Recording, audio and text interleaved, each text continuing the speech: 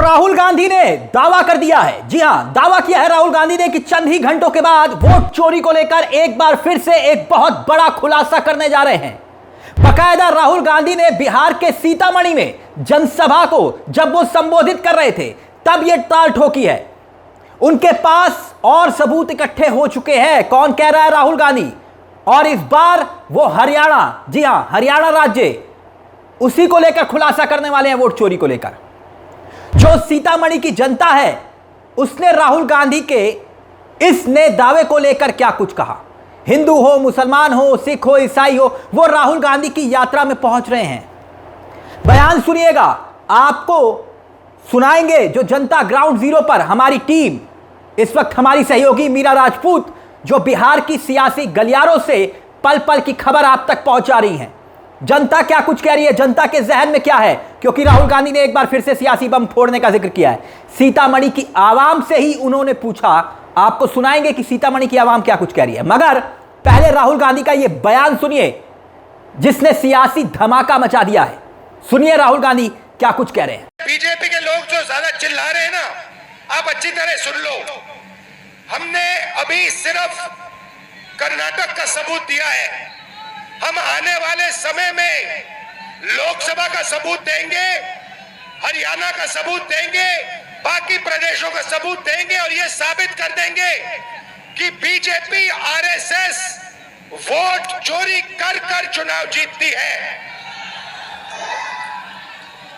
तो चंद ही घंटों के बाद राहुल गांधी एक बड़ा एटम बम वोट चोरी को लेकर एक बार फिर से फोड़ने का दावा कर रहे हैं। बड़ी बात यह कि माता सीता की नगरी सीतामढ़ी की जनता के बीच जब ये राहुल गांधी दावा कर रहे थे, क्योंकि वोट चोरी का मामला है और वोट चोरी का मुद्दा बार बार वो सड़क पर उठा रहे हैं, हर चौराहे पर उठा रहे हैं, वोट चोर गद्दी छोड़ के नारे दे रहे हैं, भीड़ आ रही है, इसमें कोई दो राय नहीं। मगर क्या जनता के दिल और दिमाग में राहुल गांधी की बात घर कर रही है? ये बहुत बड़ा सवाल है और इसी सवाल का जवाब लेने हमारी टीम ग्राउंड जीरो पर उतरी।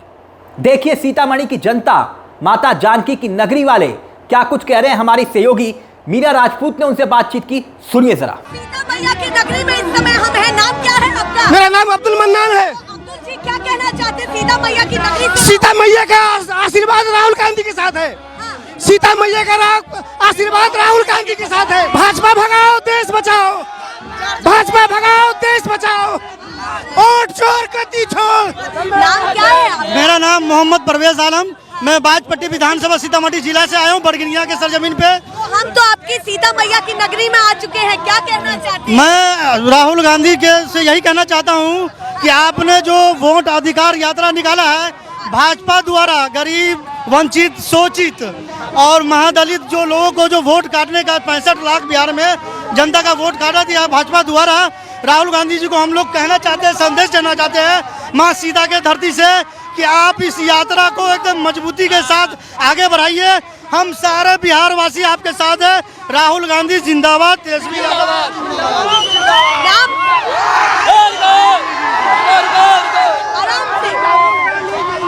नाम क्या बताया था? मेरा नाम मोहम्मद परवेज आलम। मोहम्मद परवेज आलम कह रहे हैं कि सीता मैया की नगरी से हम ये कहना चाहते हैं कि उनका आशीर्वाद उनके साथ है। मैं पहली बार कोई ऐसी जगह देख रही हूँ कि जहाँ शायद किसी को भगवान कहने में गुरेज नहीं है, शायद कहीं कुछ और तस्वीरें निकल करके सामने आ रही है। क्या कहना चाहते हैं? सीता मैया का आपने नाम लिया और वैसे आप मुस्लिम हैं। जी जी। ये बार बार देखा जाता है कि ये कहा जाता है हिंदू मुस्लिम में तो बन ही नहीं रही है। नहीं, सब बन रही है, सब बन रही है। जिस हिंदुस्तान में हम रह रहे हैं, हमारा मजहब, मेरा ईमान भी है और मैं ही इस हिंदुस्तान की मिट्टी से कहना चाहता हूँ कि सीतामढ़ी जिला का मेरा एकदम स्वाभिमान है और मैं उस जिला के लिए कुछ भी करने के लिए तैयार हूँ, सीता मैया की धरती से। तमाम सर्वे आ रहे हैं, एक के बाद एक सर्वे आ रहे हैं जो बता रहे हैं कि राहुल गांधी, तेजस्वी यादव की इस यात्रा में जबरदस्त सियासी करंट है। पूरे बिहार में वो करंट अब महसूस हो रहा है। जनता जुट रही है, जन सैलाब उमड़ रहा है। मोदी की रैली में भीड़ इकट्ठी करने के लिए सर्कुलर जारी हो रहे हैं, मगर राहुल गांधी, तेजस्वी यादव के लिए खुद ब खुद भीड़ आ रही है, जनता आ रही है। तो क्या ये एक बड़ा सियासी संदेश है? मगर बड़ी बात ये कि राहुल गांधी जो कह रहे हैं कि वो फिर से वोट चोरी का खुलासा करेंगे। और इस बार नंबर उन्होंने हरियाणा का लगाया है। तो क्या राहुल गांधी के हाथ में फिर से कोई सबूत लगे हैं जिसका दावा वो कर रहे हैं? और बड़ी बात यह कि हरियाणा का ही जिक्र क्यों?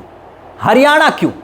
याद कीजिए दोस्तों, विधानसभा चुनाव के पहले तमाम एग्जिट पोल ने यह दावा किया था कि कांग्रेस आसानी से राज्य में हरियाणा में सरकार बना रही है, मगर जब नतीजे आए उसने सबको हैरान कर दिया। और राहुल गांधी अब यह दावा कर रहे हैं कि अब वो साबित करेंगे कि हरियाणा में भी वोट चोरी हुई है, और वही बात जनता के सामने वो रखने वाले हैं। सुनिए राहुल गांधी कैसे चुनाव आयुक्त और बीजेपी के बीच डील तक का जिक्र कर रहे हैं। बड़ा सवाल उठा रहे हैं राहुल गांधी ये कहते हुए कि कानून लाकर चुनाव आयुक्त को क्यों एफआईआर के दायरे से बाहर किया गया। सुनिए राहुल गांधी का यह भी बहुत महत्वपूर्ण बयान है, जरा सुन लीजिए। अगर ईमानदारी से इलेक्शन कमिश्नर काम कर रहा है तो ऐसे कानून की क्या जरूरत। भाइयों और बहनों, किसान को पीटकर जेल में डाल देते हैं, मजदूर को 2 जूते मारकर जेल में डाल देते हैं, युवा पेपर लीक के बारे में धरना देता है, लाठीचार्ज होता है, अंदर कर देते हैं, एफआईआर लग जाते हैं, मगर हिंदुस्तान के इलेक्शन कमिश्नर के खिलाफ कोई एफआईआर नहीं कर सकता है, कोई कानून नहीं एक्शन ले सकता है। क्यों? इसका एक ही कारण है, ये लोग नरेंद्र मोदी की वोट चोरी में मदद कर रहे हैं। और वोट चोरी हिंदुस्तान के ईबीसी, दलित, ओबीसी, अल्पसंख्यक और गरीब जनरल कास्ट के खिलाफ आक्रमण है। यह आपको खत्म करने का तरीका है। जो बात राहुल गांधी उठा रहे हैं, वैसे इसका जवाब तो देना चाहिए कि नहीं? आप खुद ही बताइए। चुनाव आयोग के आयुक्तों को एफआईआर के दायरे से क्यों बचाया गया? अगर वो कोई गलत काम नहीं कर रहे हैं तो फिर उन्हें एफआईआर से सुरक्षा देने के लिए कानून क्यों लाया गया? राहुल गांधी का यह सवाल क्या गलत है?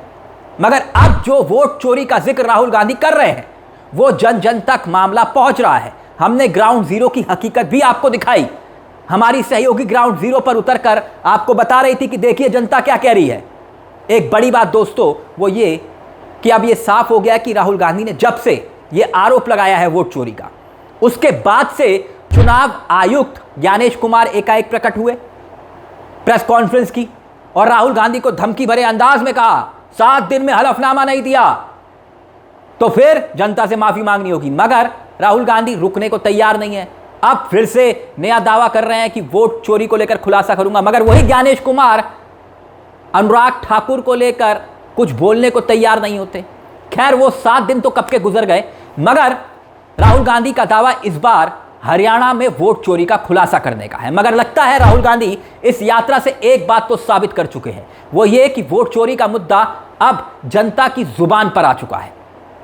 दूसरा ये कि जिस गठबंधन को देश की होनहार मीडिया समझ रहे ना, होनहार मीडिया ने मरा हुआ घोषित कर दिया था, उसी गठबंधन को मजबूती के साथ सड़कों पर ला चुके हैं राहुल गांधी। एक बड़ी सियासी लड़ाई में उसे तब्दील कर चुके हैं। गठबंधन की एकजुटता का आलम यह है दोस्तों कि तेजस्वी यादव हो, मुकेश साहनी हो, दीपांकर भट्टाचार्य हो और राहुल गांधी हो। मैं सिर्फ बिहार का जिक्र कर रहा हूं। एक ही जीप पर सवार होकर दिखाई देते हैं। और इतना ही नहीं, तेलंगाना के मुख्यमंत्री भी उसी जीप पर सवार होते हैं। कभी तमिलनाडु के तो कभी प्रियंका गांधी बुलेट पर राहुल गांधी के साथ उस यात्रा का हिस्सा बनती है। और अब तो अखिलेश यादव इस यात्रा का हिस्सा बनेंगे तो सोचिए क्या आलम होगा। वैसे राहुल गांधी के नए खुलासे को लेकर बीजेपी में भी बेचैनी होना तय है। गौर कीजिए, अभी तक ना तो देश के प्रधानमंत्री नरेंद्र मोदी, उन्हीं पर ही आरोप है, वोट चोर गद्दी छोड़ के नारे उन्हीं के लिए लग रहे हैं, वो कुछ बोलने को तैयार नहीं। अमित शाह वो कुछ बोलने को तैयार नहीं। क्यों? यह भी एक बड़ा सवाल है। मगर हैरान करने वाली बात यह है कि इन्हीं वोट चोरी की खबरों के बीच अब सीधे तौर पर राहुल गांधी नया खुलासा करने का जिक्र कर रहे हैं। अब इस मुद्दे को लेकर दोस्तों आपकी क्या राय है? और ग्राउंड जीरो की हकीकत जैसे कि हम आपको दिखा भी रहे हैं, अपनी राय भी हमें कमेंट बॉक्स में जरूर दीजिएगा।